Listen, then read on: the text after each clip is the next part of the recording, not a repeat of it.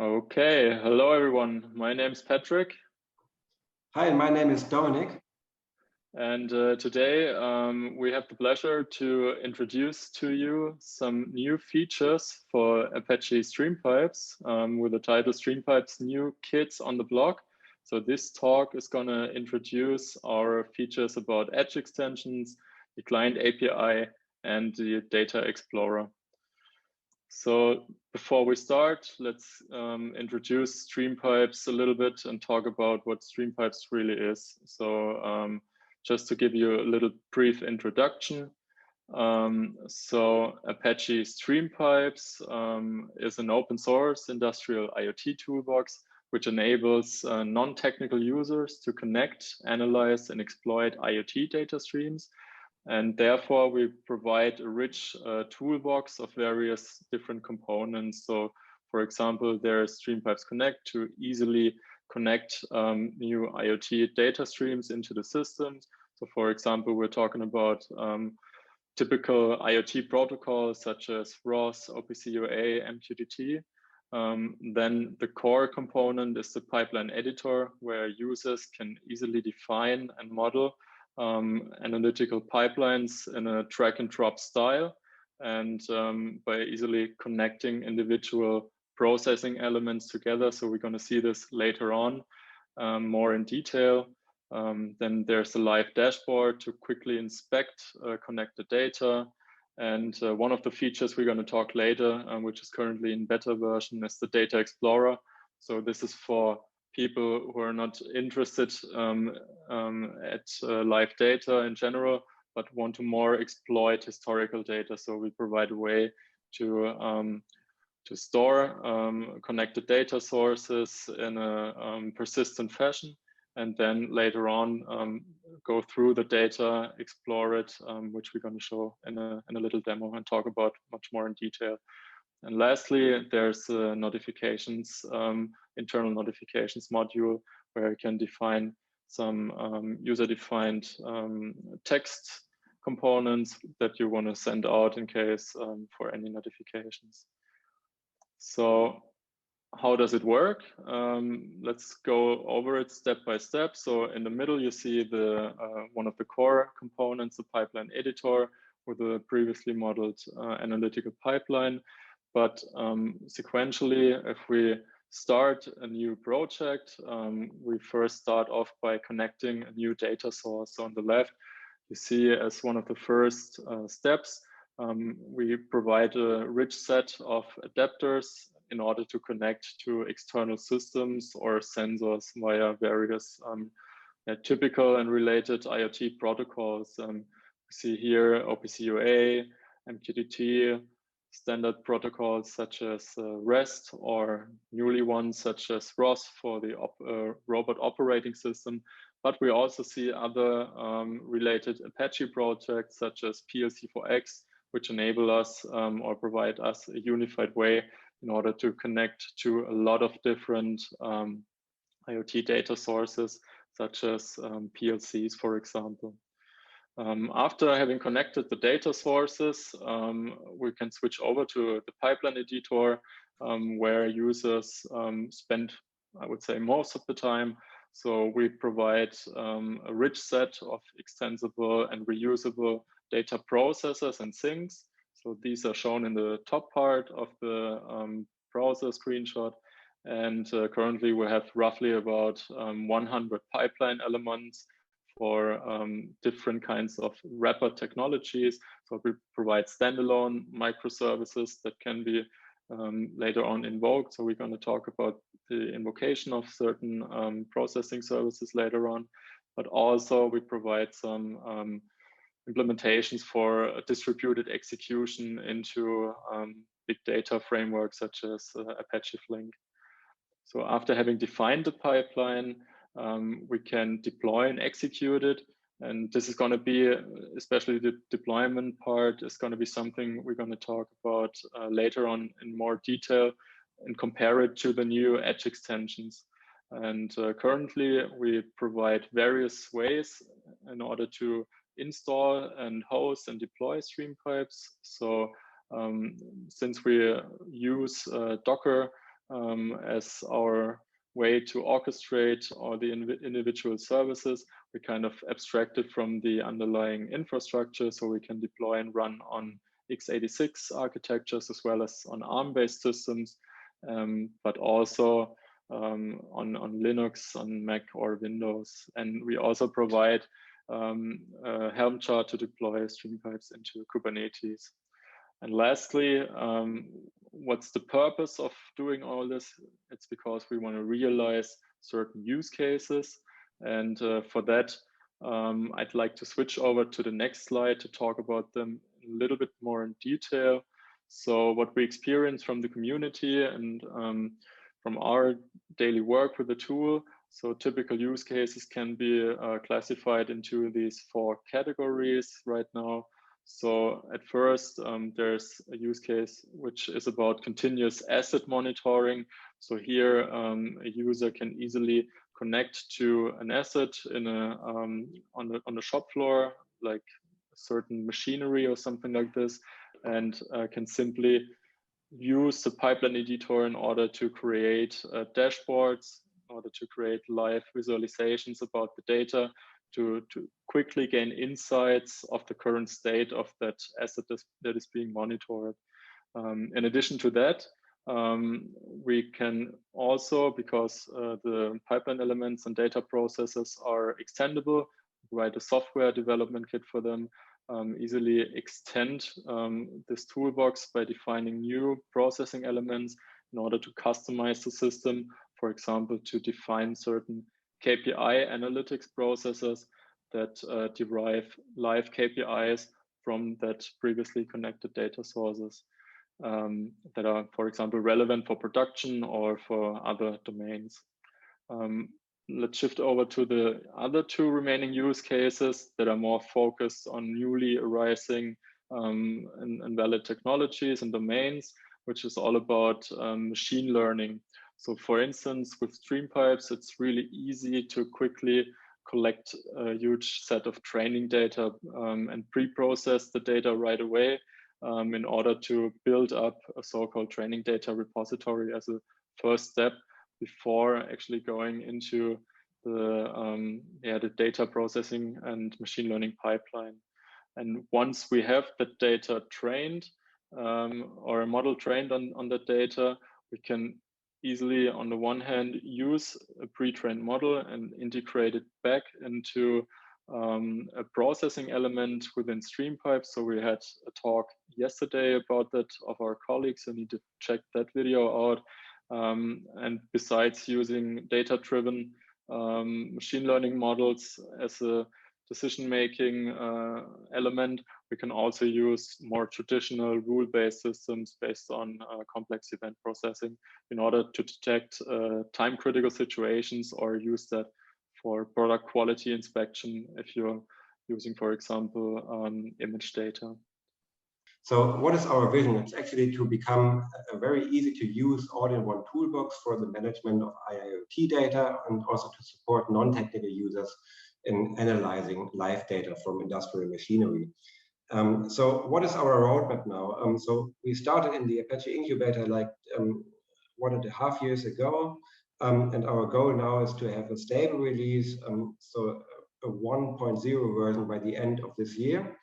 And to do that, we are now currently extending some capabilities for analyzing industrial data streams, and we will present some important building blocks of that within this presentation that are to come in this year or have just been released in this year. And besides more functionality, we also try to bring more production mission critical things to StreamPipes like user management, security, and also resilience of the system. So we've just added some health management of pipelines so that pipelines automatically recover in case there are failures, but also to provide more advanced user management. So some of these features are now part of this presentation. So first of all, Patrick will talk about StreamPipes Edge extensions, which is a new feature in StreamPipes that allows you to deploy pipelines to edge nodes. So currently pipelines can run in a distributed fashion on several hosts,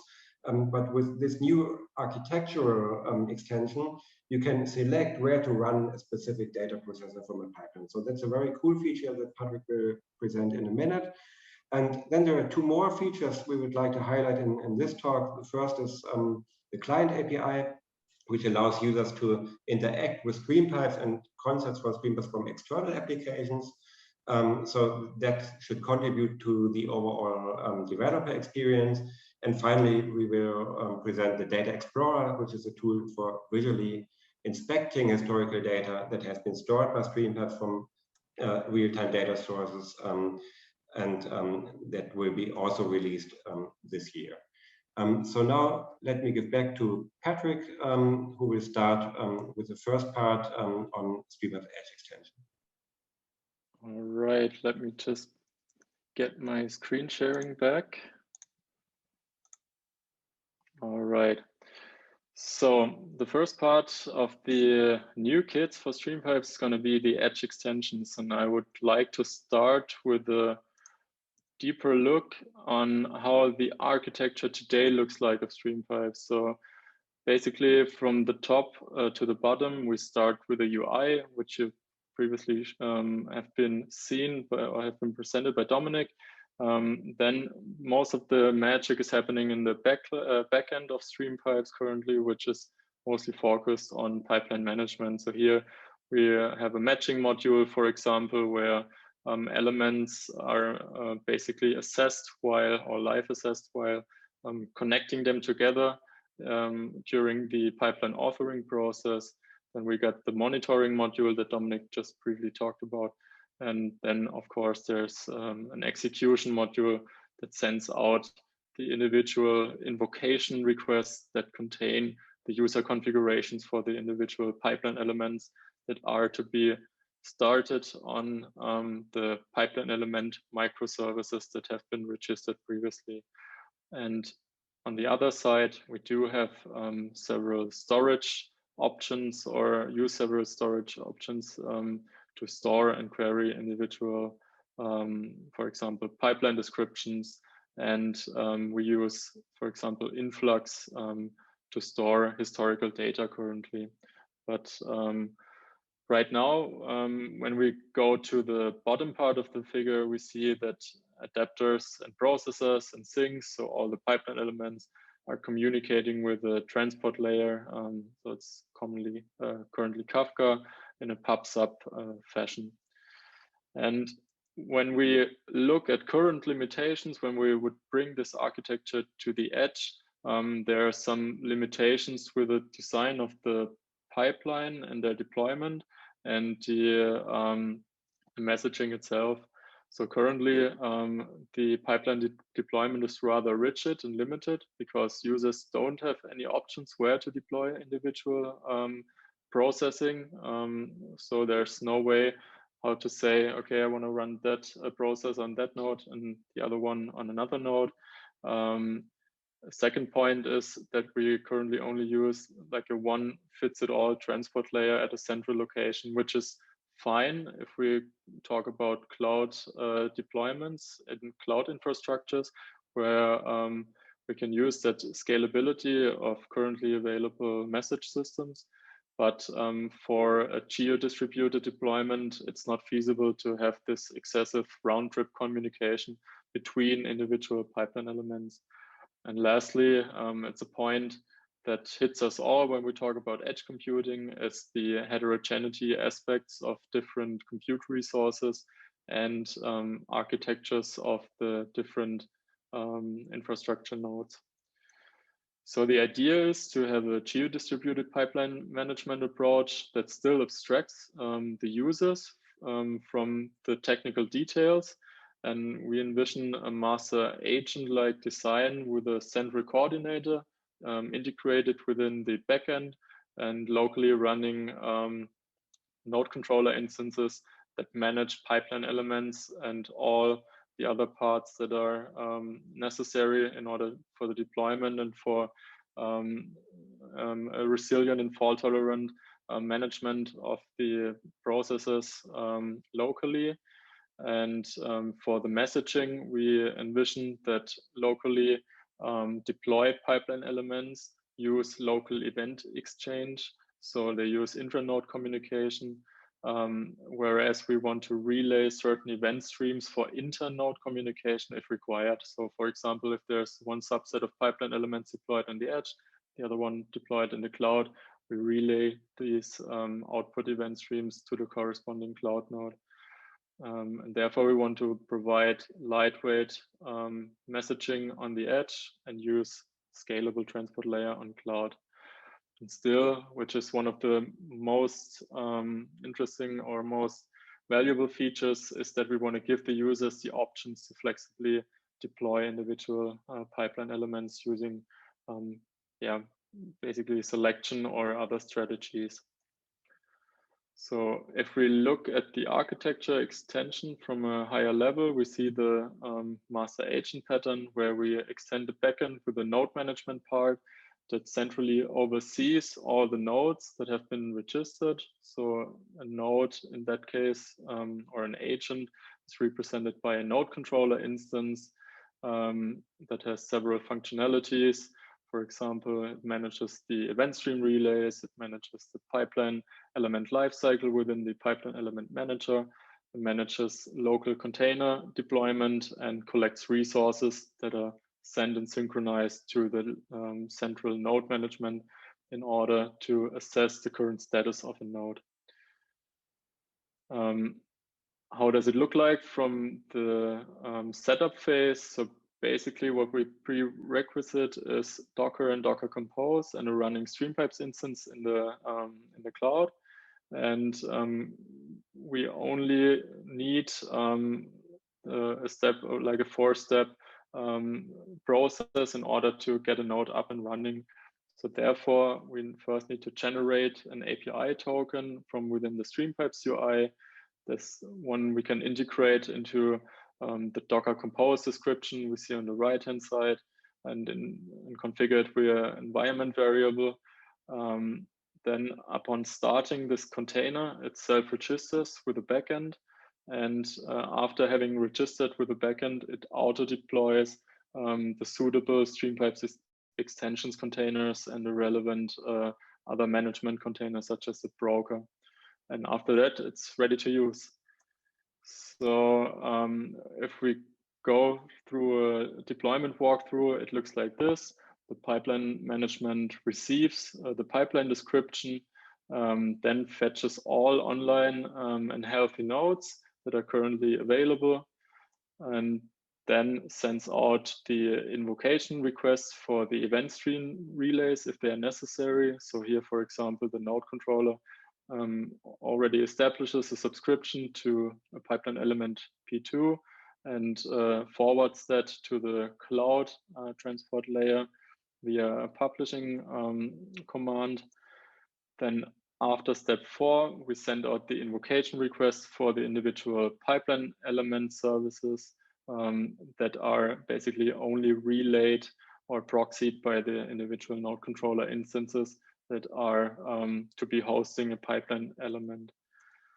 So here, finally, after the pipeline elements are instantiated within the pipeline element microservices, we see that we store the description of the pipeline and all the relays at a central location. And we see that we then connect to the IoT sensors via the adapter A1 and forward that request or that messages and events all the way to S4, where we, for example, store the data into InfluxDB for to persist it. Okay, so currently this is only a prototypical implementation. It's implemented against StreamPipes version 0.86.0 snapshot, which is not the newest one, and it's currently under the branch Edge extensions. And there's still some things to do in order to further align it with the current branch, which we plan to integrate later this year. But there's still work to do with regards to fault tolerance and resiliency mechanisms.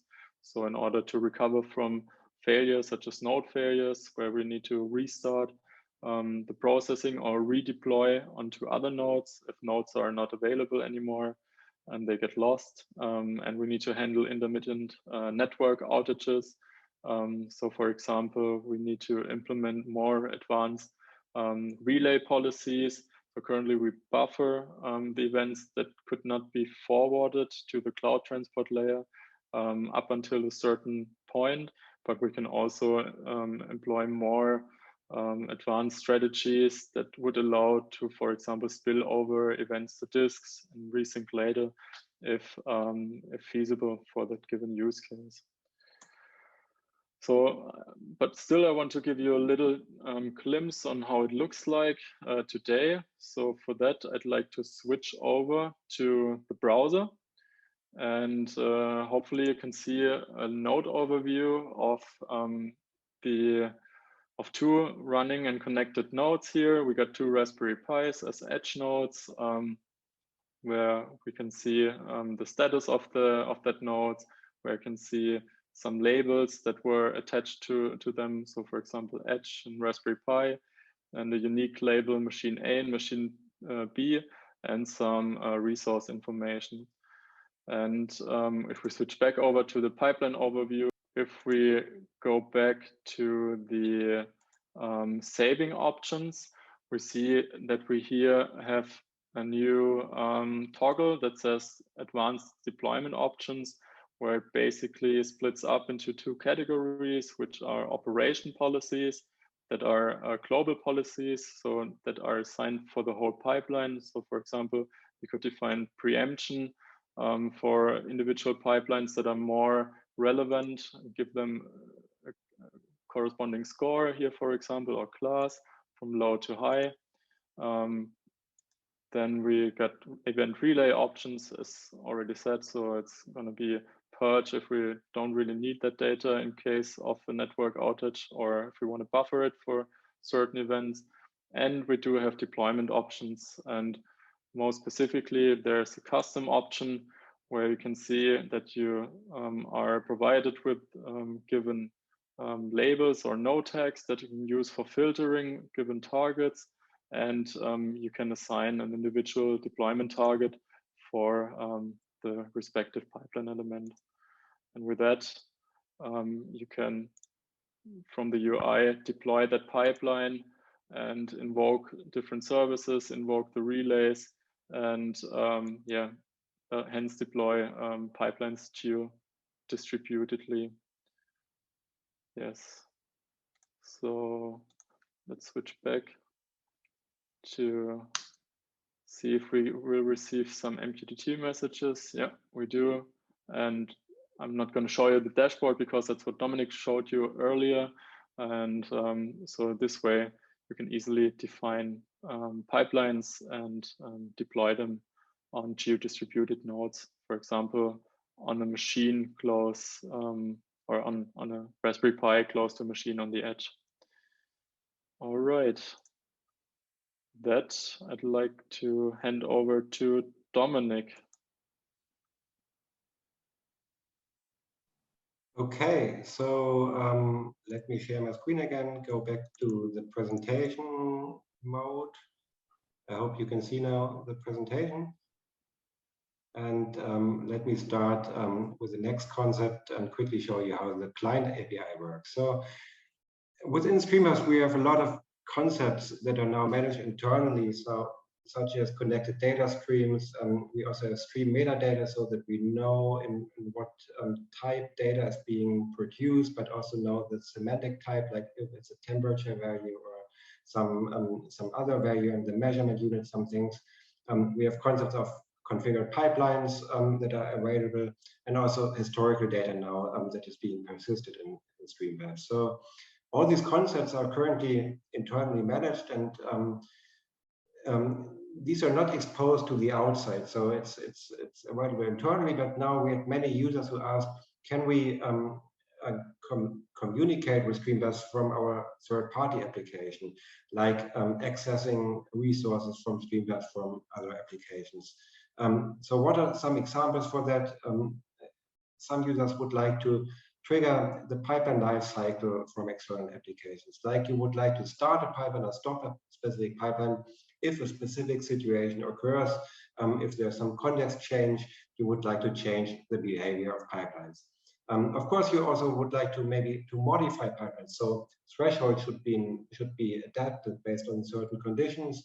And also, once you have consumed or connected data sources in StreamPipes, maybe you would like to have a way to consume live data based on connected streams directly from another application.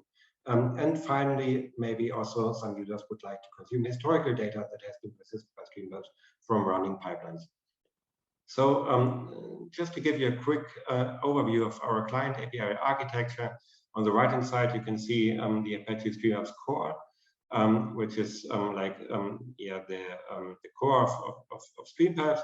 And now there's a new module called Platform Services, which exposes some functionality of StreamPipes to other applications.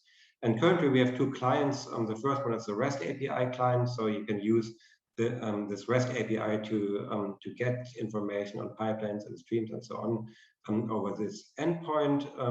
And there's also a Java client, which I will show you in a second. So how does it work? So that's basically the code overview, and I will show this live in a few seconds. But basically you need to provide some credentials, then the system will establish a connection to StreamPipes, and then you have some high-level methods to communicate with StreamPipes, like getting all pipelines, starting pipelines, or getting live data from data streams. So what are currently supported features? So everything I will now show is part of the current release, so it's available to the public. And there you can start, stop, and delete pipelines. You can subscribe to data streams, and you can also subscribe to the input and output of data processes and things, which is quite cool because you can get intermediate results from pipelines directly to another application. Upcoming will be a new feature to also define pipelines from code, so that you don't need to graphically model your pipeline, but you can also provide the code snippet and run it in a StreamPipes pipeline, and also to receive historical data, something which will be part of the next release. So let me quickly show you a demonstration. So first of all, I will create a simple project. So here I've already imported the dependency. So you need a single dependency to StreamPipes client. And now I will move to a simple class where I can provide StreamPipes credentials at first. So there is credentials. And here you need to provide your username and an API key. So where do you get your API key? There's a new feature in the StreamPipes UI where you can now go to this profile and create a new API key like Chicon. So let's create this key and copy that, and that's the key now you can provide to this credentials helper. And now you can create a new client instance by creating this and referring to your host. So currently it's I have a StreamPipes instance running.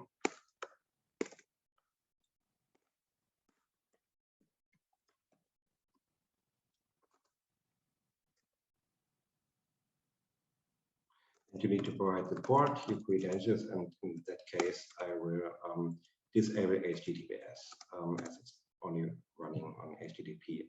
And now what you can do with this client object, for instance, you can get a list of pipelines. And you can do that by requesting the pipelines, and you would like to get all pipelines. So let's maybe start with this example and just print the number of pipelines. Or let's check maybe for each. Let's bring the name of each pipeline, and now let's execute that and see if we get a proper connection. So now you can see the code executing. and it's trying to connect. And now you can see the 3 pipelines here. And if I go back to my instance, you can see these pipelines which are currently all running. So what you can also do is like to start or stop a pipeline. So in that case, let's just stop a specific pipeline, like the first pipelines. So, and that's how you can interact with the client API. So if I run this again, you can now stop a specific pipeline. And if I now move back to StreamPipes, you can see that this pipeline has been stopped. All right, so you can do a lot more. Like you can also subscribe to data streams. So if you would like to get live data, for instance, you can also connect to data streams. So if you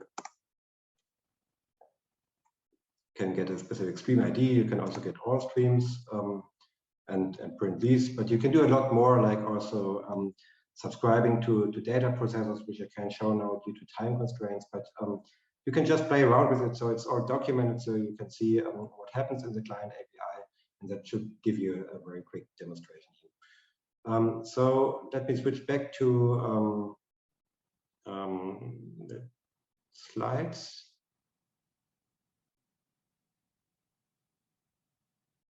So I hope you can see now the next slide. So finally, I would like to show you the Data Explorer, which is a tool for visually inspecting historical data. So besides live data, which you've seen in the dashboard, now we would like to also support or provide a way to visually explore historical data.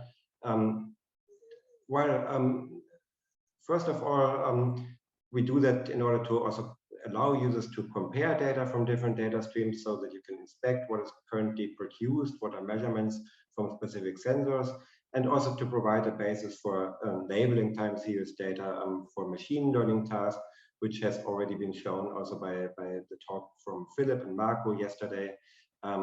So this Data Explorer is now targeted at non-technical users, so we do not want to replicate functionality of powerful BI tools such as Superset, but just to provide a way for users to easily explore data streams that have been persisted. So one quick demonstration of that as well.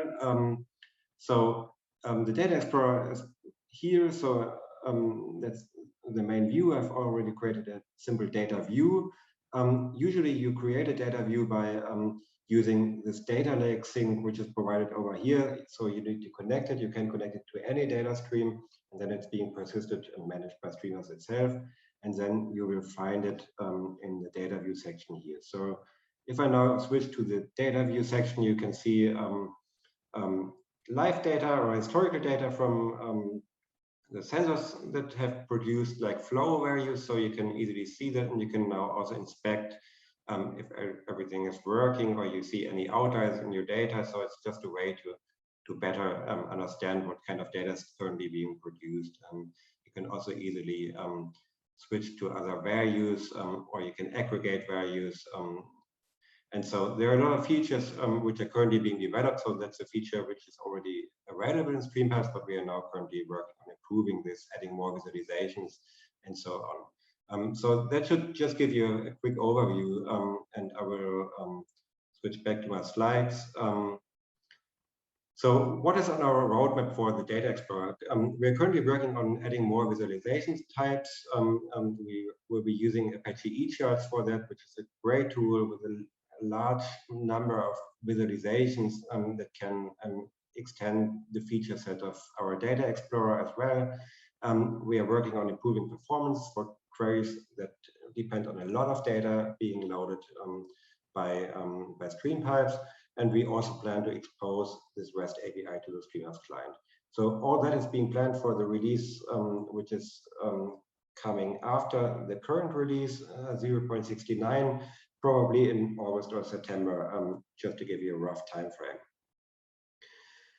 Now to summarize, we would like to welcome you to our community, invite you to become part of our community. Apache Streamers is a a cool group of people who would like to develop a very cool IIoT toolbox. And if you want to get involved, there are several ways.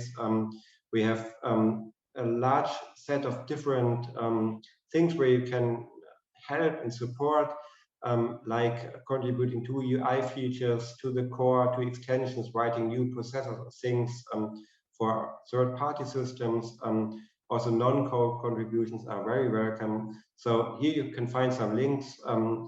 Get in touch with us. We are happy to help, and we hope that we will see you on our mailing list. And that will be the end of our talk. So I hope you have enjoyed it, and we all hope to see you in person one day. And until then, have a good day, and we can now answer your questions as well. Thanks. Thank you.